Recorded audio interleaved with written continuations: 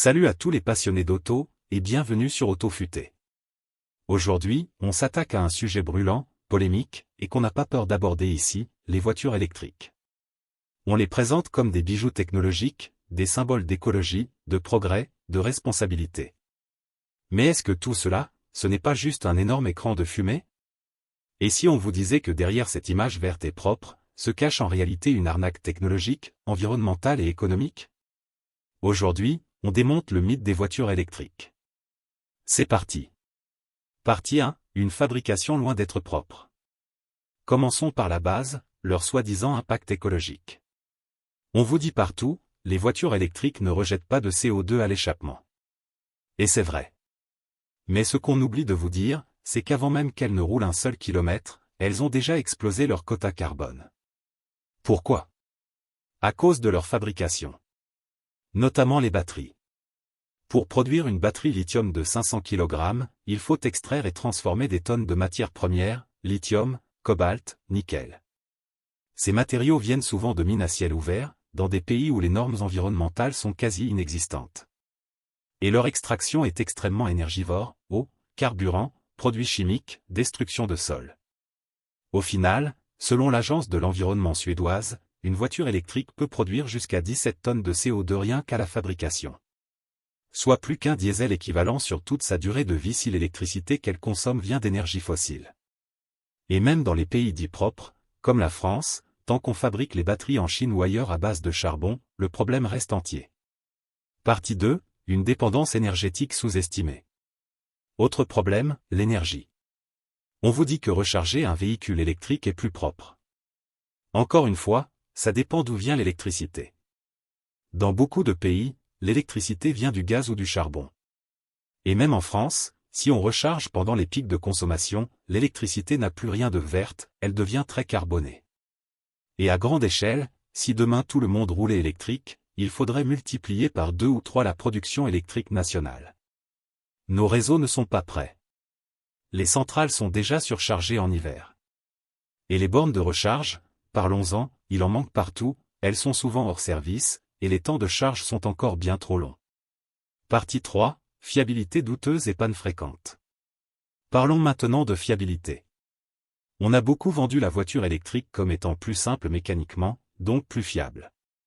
En théorie oui, moins de pièces mobiles, pas de boîte de vitesse, pas d'embrayage, pas d'échappement. Mais en réalité, les retours clients sont beaucoup moins flatteurs.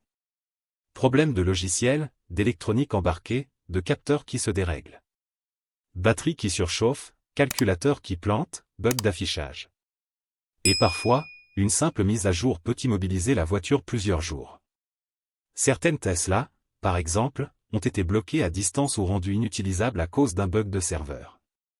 Et quand il faut changer une batterie, là c'est la douche froide. Les coûts explosent, entre 10 000 et 20 000 euros selon les modèles. Autant dire que si vous êtes hors garantie, votre voiture peut finir à la casse, à cause d'un composant. Partie 4, une durée de vie limitée. L'autre mensonge souvent répété, la voiture électrique dure plus longtemps. C'est faux dans les faits. La durée de vie moyenne d'une batterie lithium est de 8 à 10 ans, parfois moins si vous roulez beaucoup, si vous rechargez souvent en rapide, ou si vous vivez dans une région chaude.